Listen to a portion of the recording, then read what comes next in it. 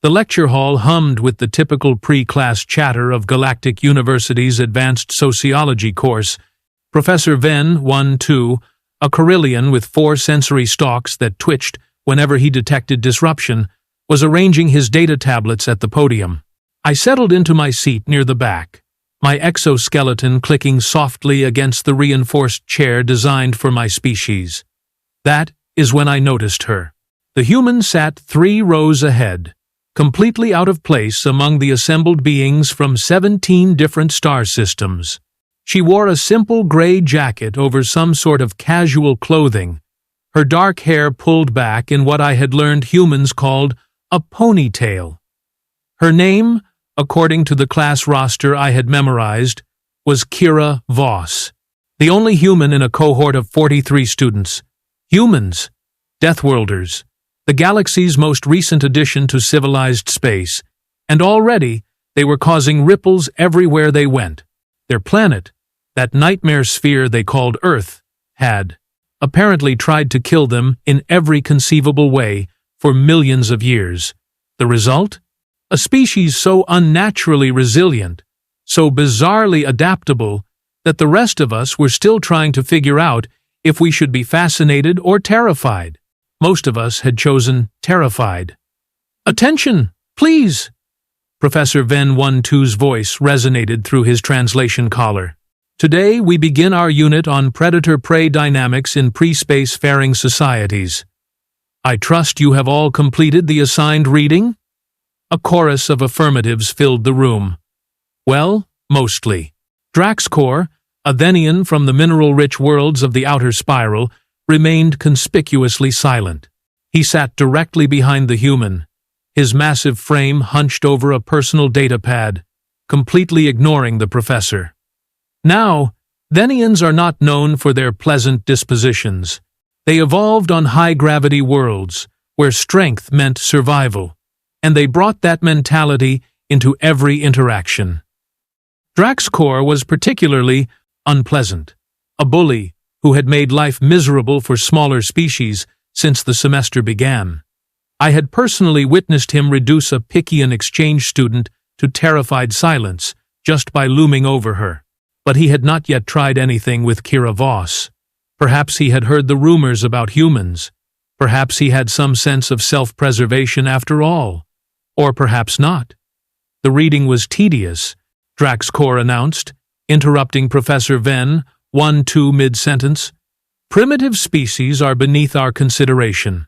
Why should we waste time studying creatures who never escaped their own solar systems?" The professor's stalks drooped in what I recognized as resignation. "The purpose of this course, Mr. Drax-Kor, is to understand the foundational behaviors that persist even in advanced civilizations. Your own species, for example, still maintains territorial displays that originated in your pre-industrial period." "Are you insulting Thennians?" Drax-Kor's voice dropped to a threatening rumble. Several students shifted nervously. This was escalating quickly. "I am stating facts," Venn 1-2 replied calmly. "Now, if we could return to the lesson, who can explain the concept of pursuit deterrence signals in terrestrial predators?" Kira's hand went up.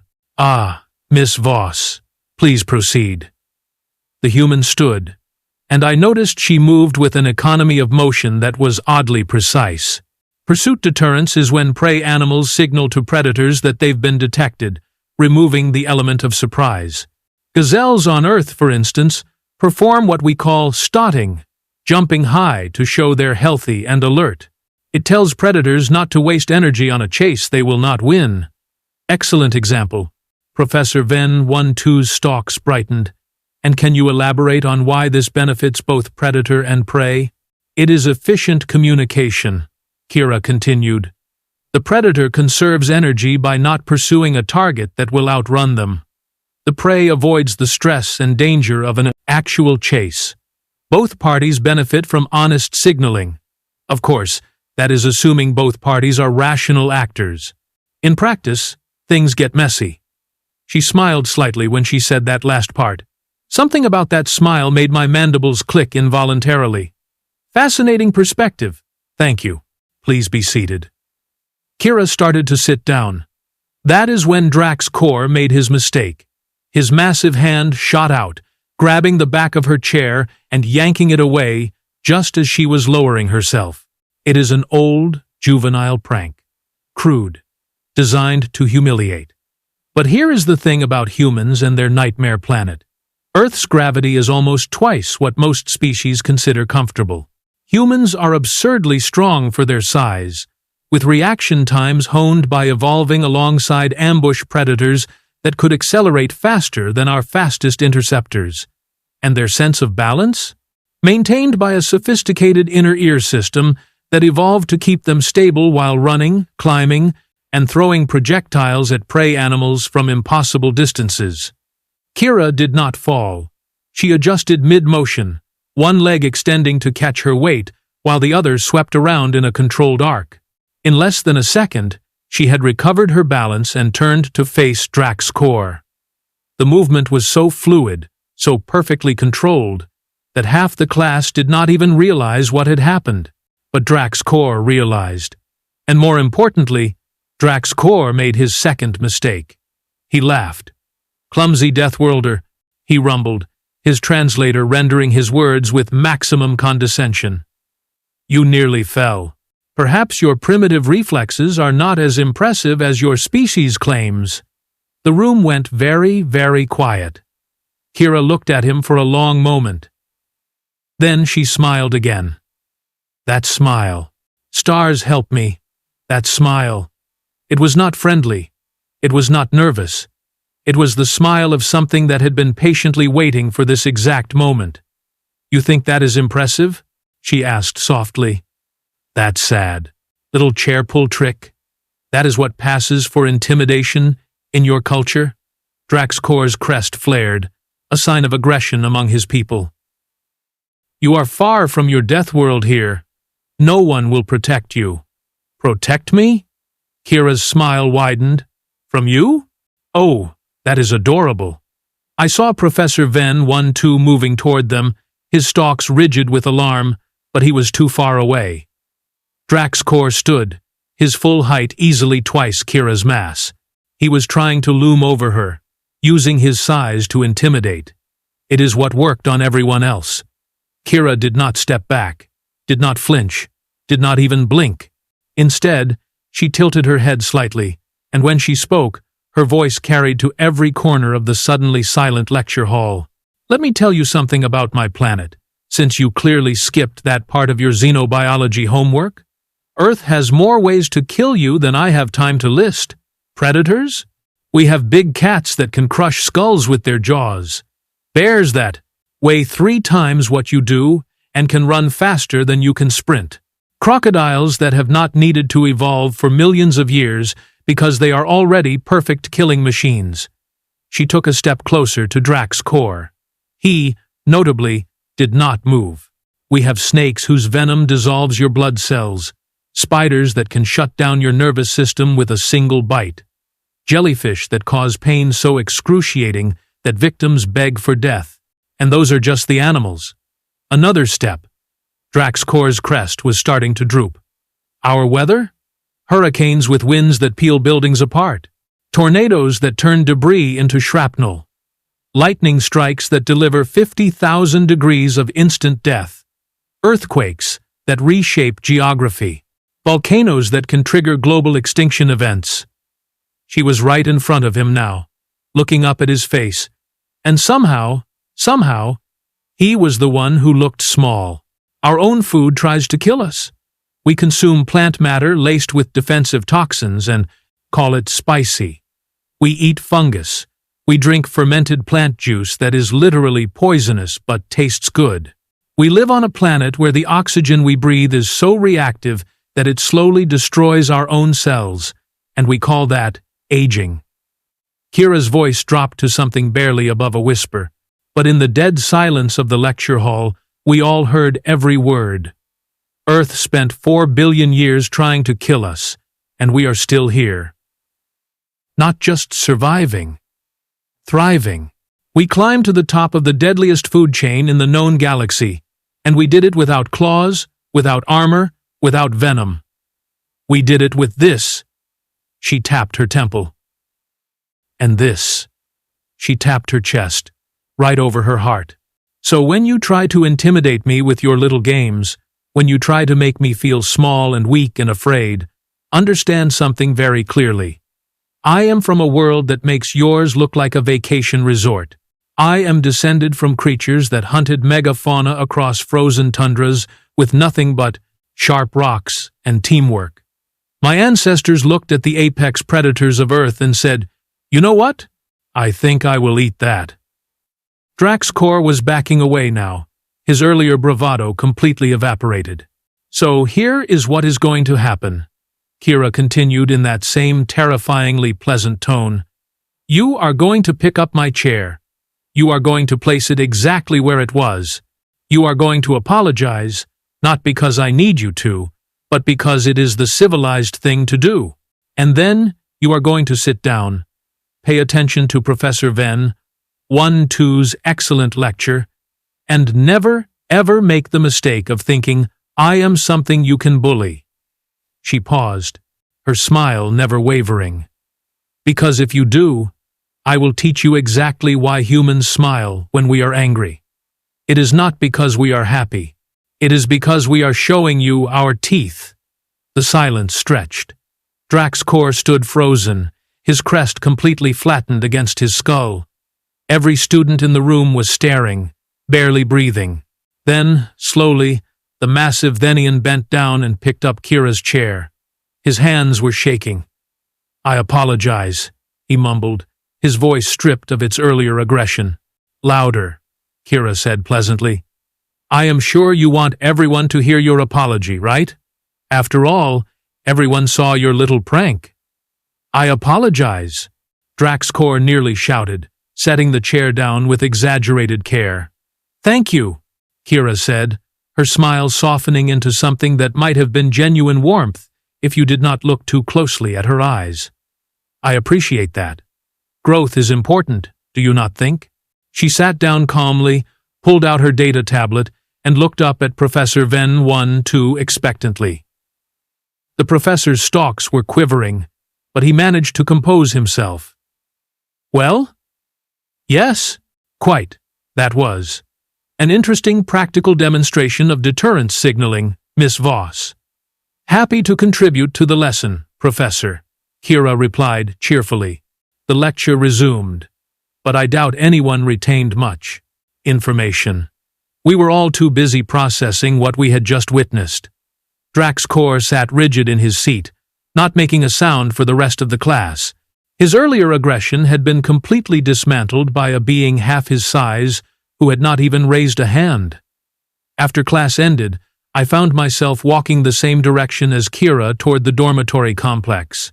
My curiosity overcame my better judgment. "Excuse me, Miss Voss?" She turned, and up close, I could see details I had missed before. Her eyes were a light brown color, but there was something in them, some quality I could not name. Recognition, maybe.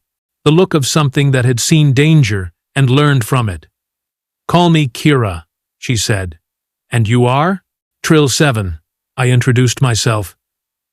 "I am a Corellian, like Professor Venn, 1-2. I study behavioral psychology." "Cool," she said, starting to walk again. I scurried to keep pace. "That was remarkable," I ventured. "What you did back there. The way you handled Drax-Kor.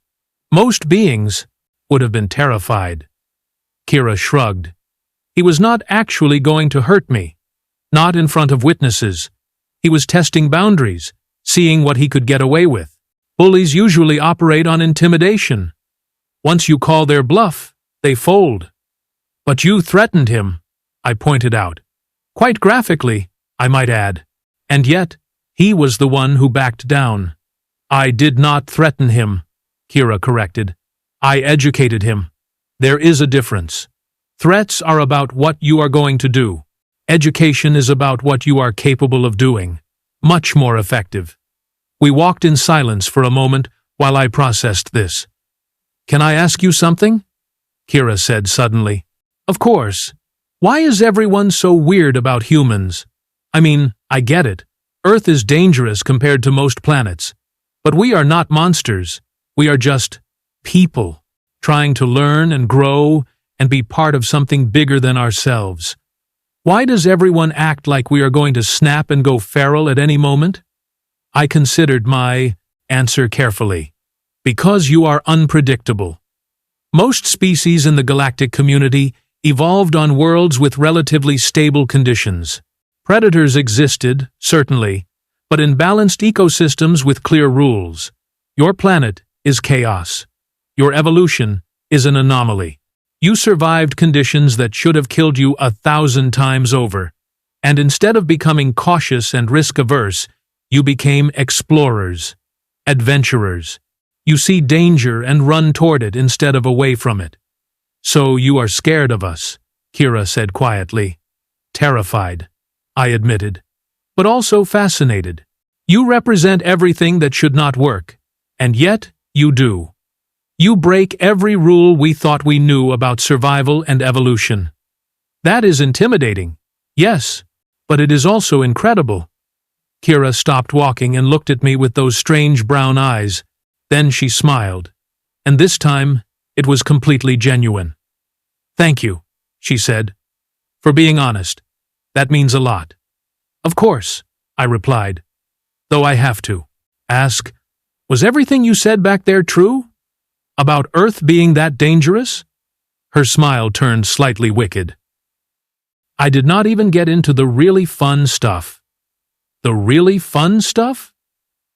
Viruses that can wipe out entire populations, bacteria that eat flesh, parasites that hijack your brain and change your behavior, prions that corrupt your proteins and drive you mad. And that is before we even talk about what humans do to each other when resources get scarce. I felt my exoskeleton shiver. But here is the thing, Kira continued, her expression turning serious. All of that, everything I described, every nightmare scenario Earth threw at us, it made us strong, it made us adaptable, but most importantly, it made us empathetic. Because when everything is trying to kill you, you learn the value of cooperation, of community, of protecting the weak and lifting each other up. We did not survive Earth by being the biggest or the strongest. We survived by working together. She started walking again, and I followed. Drax-Kor thinks strength is about size and intimidation, but real strength is about knowing when to fight and when to talk. It is about understanding that the best victory is the one where nobody gets hurt. I did not want to hurt him. I wanted to teach him. There is a difference. And if he had not backed down? I asked. Kira's expression did not change, but something flickered in her eyes. Then I would have taught him a different lesson. But I am glad it did not come to that. Violence should always be the last option, not the first. We reached the dormitory entrance, and Kira turned to me. Want to grab some food? I am curious to try more galactic cuisine, and I promise not to horrify you with stories about Earth's deadliest creatures. Well, not too many stories. I clicked my mandibles in what I hoped she would recognize as laughter. I would like that. Though I have to warn you, Corellian food is quite bland compared to what you are used to. After eating paste from emergency rations during the trip here, bland sounds amazing. As we walked toward the cafeteria, I found myself reevaluating everything I thought I knew about humans. They were dangerous, yes, but they were also thoughtful, complex, capable of both terrifying violence and surprising gentleness. Behind us, I noticed Drax-Kor leaving the building, his usual swagger completely absent. He did not even glance in our direction. Kira had done something remarkable today. She had not just defended herself, she had rewritten the social dynamics of our entire class with nothing but words and absolute confidence. I was starting to understand why humanity had been admitted to the galactic community so quickly despite their relative lack of advanced technology. It was not because they were threatening, though they certainly could be. It was because they were survivors who had learned that survival meant more than just staying alive. It meant building something worth living for. And anyone who tried to push them around learned very quickly that humans did not push back. They educated, and sometimes that was far more terrifying than any physical threat could ever be. The cafeteria incident happened 3 days later, and it changed everything. I had started sitting with Kira during meals, partly because her insights on interspecies behavior were genuinely fascinating, and partly because I wanted to observe how other students reacted to her presence. Most kept their distance, though whether from fear or uncertainty, I could not tell. A few brave souls had started nodding greetings. Progress, of a sort. We were discussing Earth's bizarre weather patterns when the commotion started near the food dispensers. "This is ridiculous!" a voice shrieked. "I specifically requested low-chloride options. Are you trying to poison me?" I recognized the speaker immediately. Senna Kix, a Valtorian from the desert moons of Sector 9. The species was notoriously sensitive to salt compounds, which could cause severe metabolic distress. The cafeteria worker, a patient Murelian named Kato, was frantically checking his console. "My apologies, honored student. The system shows I dispensed the correct formulation. Perhaps there was contamination from a previous order? Perhaps you are incompetent?" 5. Senna Keeks was working herself into a full panic now, her skin flashing the angry purple shade that meant real distress. "I have already ingested 3 portions. Do you understand what this means? My homeworld will sue this institution into bankruptcy when I die from your negligence." Several students were filming the outburst on their devices. Others watched with morbid fascination. Nobody moved to help, except Kira. She stood smoothly, walked directly to the commotion, and spoke in that calm voice that somehow cut through the chaos. "Hey, Senna, right? Look at me. Are you feeling symptoms right now?" Senna Kix's eye stalks swiveled toward her, trembling. Yes, my metabolism is accelerating. I can feel the toxicity building. This is exactly how it starts before complete system failure, and..." Kira said firmly, but not unkindly, "Take a breath. Can you do that for me? Just one slow breath. I do not see how breathing will counteract chloride poisoning. Humor me. 1 breath. In through your respiratory slits, hold for 3 seconds, out slowly." Something in Kira's tone must have registered because Senna Kix actually complied. Then another breath, and another. "Good," Kira said. "Now, I need you to think clearly for a moment. How much chloride would be dangerous for you? What is the actual threshold?" 50 milligrams per kilogram of body weight, Senna Kix recited, her panic receding slightly into academic precision. "Sustained exposure leads to cellular breakdown within approximately 2 standard hours." "Right. And how much do you weigh?" 42 kilograms. Kira was already pulling up something on her data tablet. "So you would need over 2,000 milligrams to reach toxic levels, correct? How much food did you eat?" 3 portions, approximately 900 grams total. "And the chloride content in this meal?" Kira looked at Kato, who was staring at her with something approaching awe. "Standard formulation is 0.03% chloride for low-salt options," he said quickly. "That would be approximately 2.7 milligrams total across all 3 portions." Kira turned back to Senna Kix.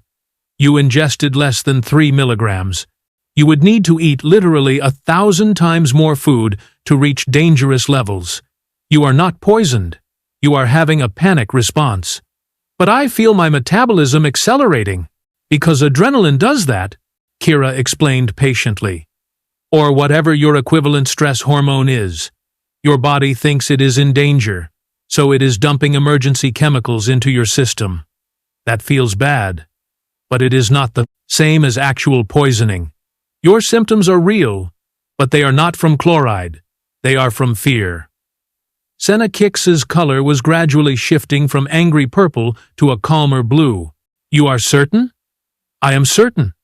But if it would make you feel better, Medical Bay is 2 minutes away. We can go right now, get your levels checked, and you will see I am right. Would that help? The Valtorian's eye stalks drooped in what I recognized as embarrassment. No, I believe you. I am sorry. I should not have panicked like that. Hey, no apologies needed, Kira said gently. Fear is not rational. It just is. The important thing is, you are okay. She turned to Kato. And maybe we can add clearer labeling? Not because anything was wrong, but because peace of mind matters. Could you print chloride content on the dispensers for sensitive species? Kato's translator collar buzzed with enthusiasm. Yes. Excellent suggestion. I will implement immediately. Great. Crisis averted. Everyone can get back to eating. Kira started to return to our table, then paused. Oh, and Senna? If you ever feel overwhelmed again, come find me. Sometimes it helps to talk through the panic with someone who gets it.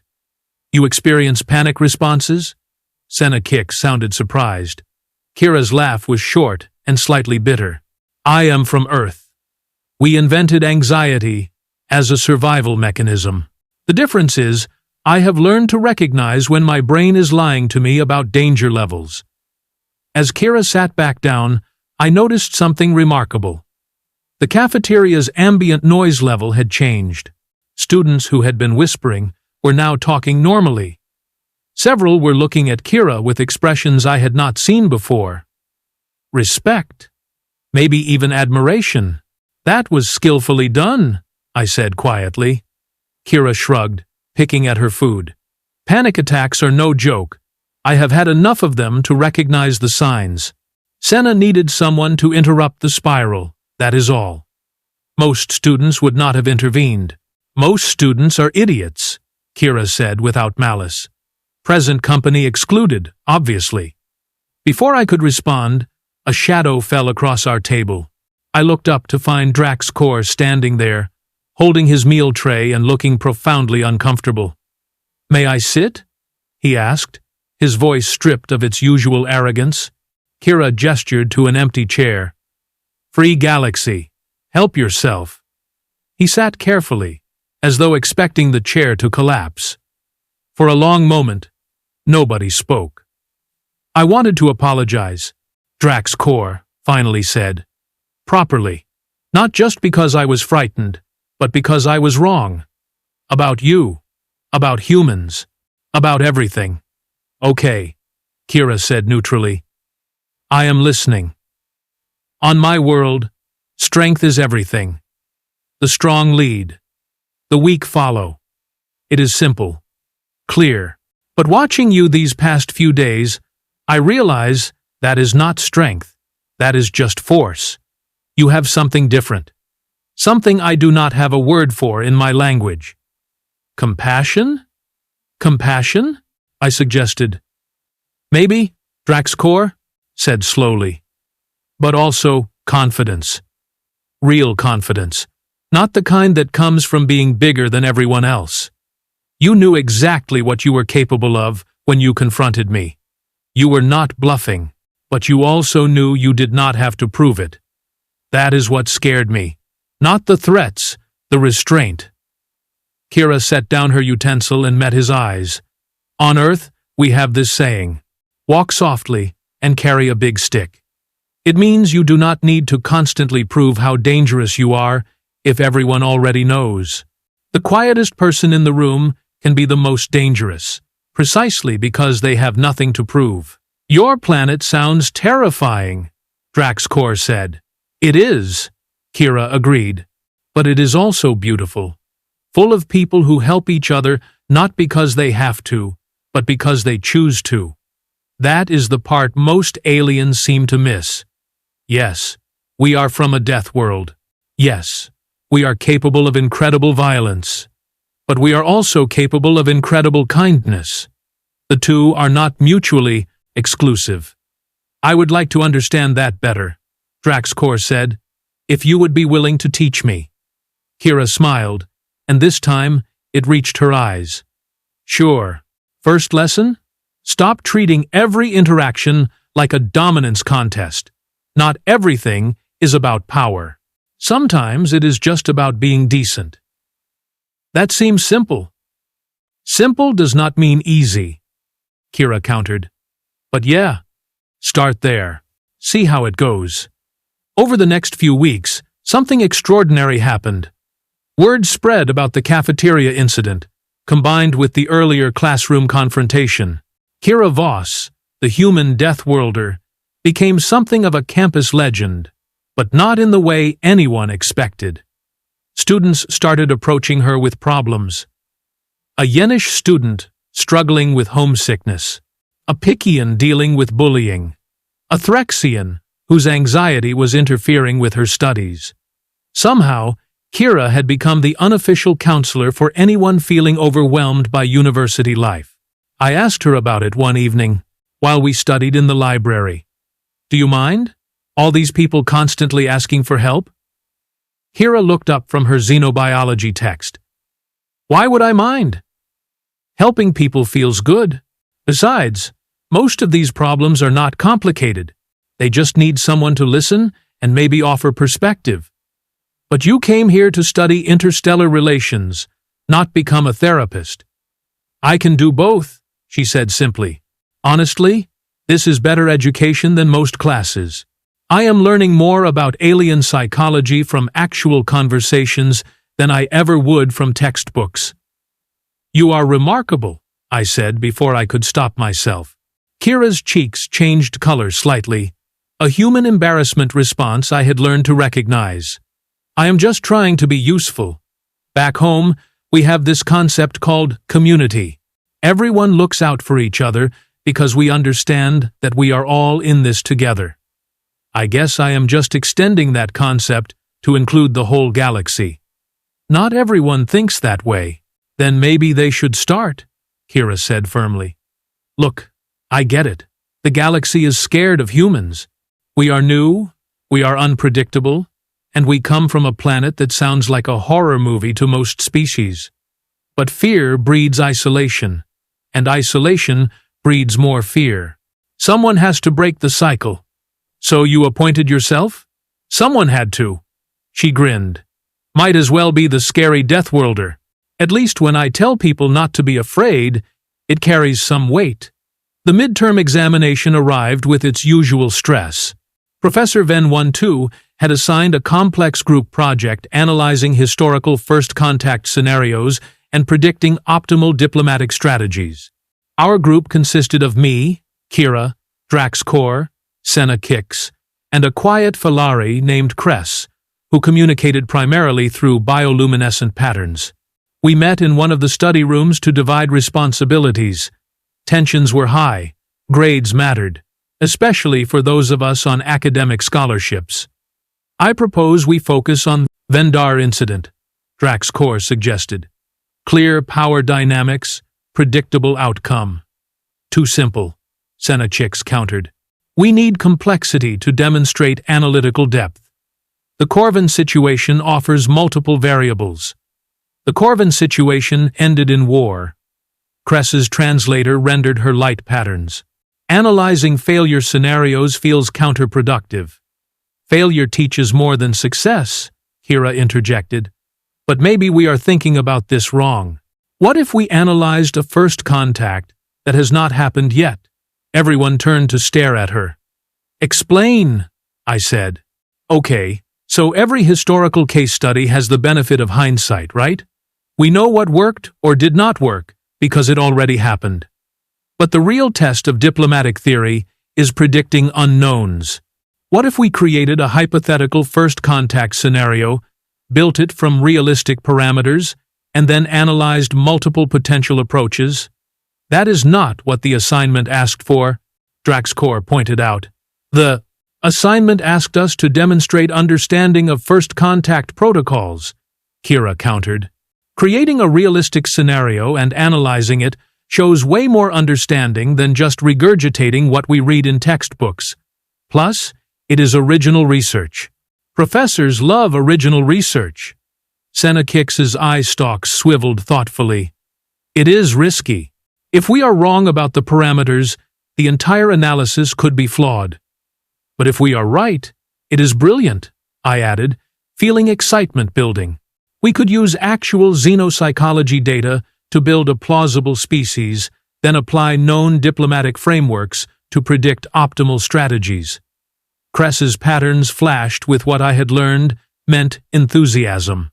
I have access to unpublished xenological surveys. We could base our hypothetical species on real data from pre-contact observations. Now we are talking, Kira said, grinning. Okay, let us do this properly. We need a species that presents genuine diplomatic challenges. Not obviously hostile, but not immediately compatible either. Something that would really test our understanding. We worked for 6 hours straight, building our hypothetical species and their world. The Nokari, we called them. A collective intelligence that communicated through electromagnetic pulses, living on a planet with unusual magnetic fields. First contact would be complicated by fundamental differences in how they perceived reality itself. Kira proved invaluable, constantly asking questions that challenged our assumptions. Why would they want contact? What do they gain? What are they afraid of? Do not just think about what we want, think about what they need. By the time we finished our presentation outline, even Drax-Kor was enthusiastic. This is actually good. Like, genuinely innovative. Team effort, Kira said. Everyone contributed essential pieces. That is how it is supposed to work. Presentation day arrived. We watched 3 groups present competent but predictable analyses of historical events. Then, it was our turn. Kira had volunteered to introduce our project. She stood before the class, completely comfortable with dozens of eyes on her. First contact is scary, she began. You are meeting someone completely unknown, with unpredictable capabilities and unknowable intentions. Everything you do could either start a friendship or trigger a war. The stakes could not be higher. She paused, letting that sink in. Every species in this room has experienced that fear. For most of you, it was when humans showed up. This weird, violent species from a nightmare planet, suddenly showing up in your space, wanting to be friends, and you had to decide. Do we trust them? Do we run? Do we fight? The room was absolutely silent. Our project is about understanding that fear. Really understanding it.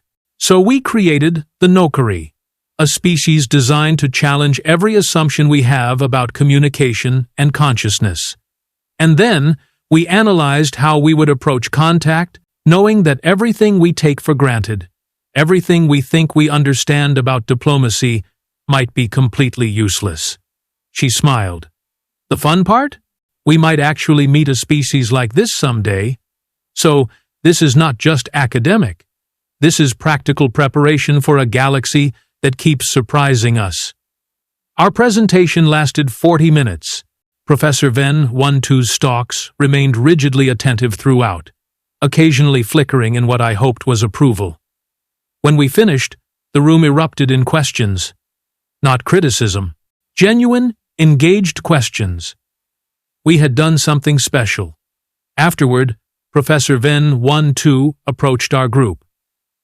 I will be recommending your paper for publication in the Galactic Journal of Diplomatic Studies.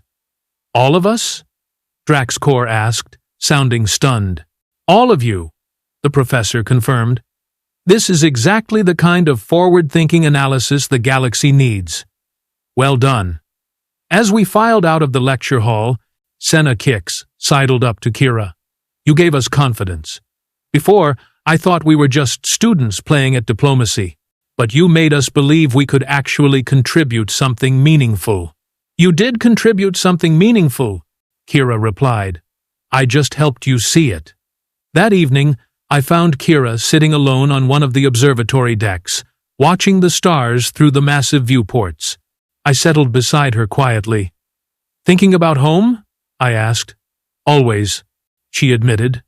Earth is so far away now. Sometimes I wonder if I made the right choice coming here. You have made a real difference. You know that, right? I know I tried.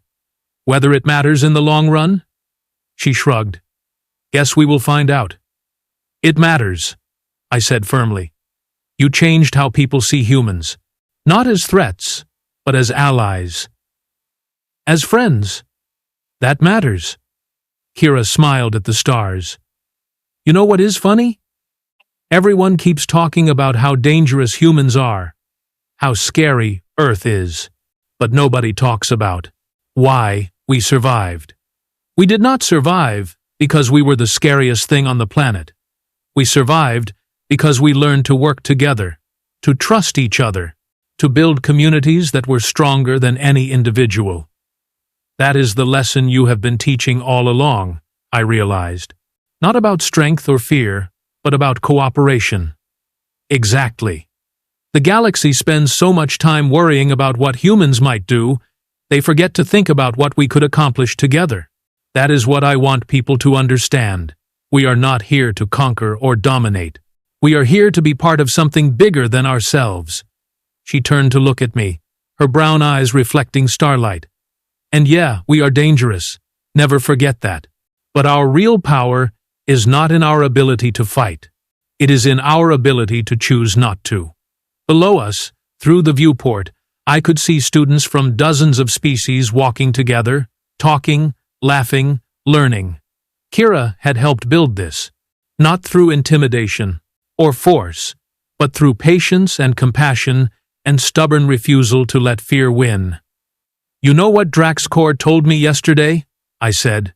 He said you taught him that real strength is knowing when to be gentle. Coming from a Thennian, that is revolutionary. Kira laughed softly. He is a good student. They all are. They just needed someone to show them a different way. We sat in comfortable silence, watching the galaxy spin slowly beyond the glass. Somewhere out there, humans were spreading across the stars, carrying with them all the contradictions that made them unique, dangerous and kind, violent and compassionate, capable of unimaginable destruction and extraordinary beauty. The galaxy was still learning what it meant to include humans in the cosmic community. But here, in this small corner of space, Kira Voss had shown them something important. That the scariest thing about humans was not their capacity for violence. It was their capacity for changing hearts and minds without firing a single shot. And really, what could be more terrifying than that?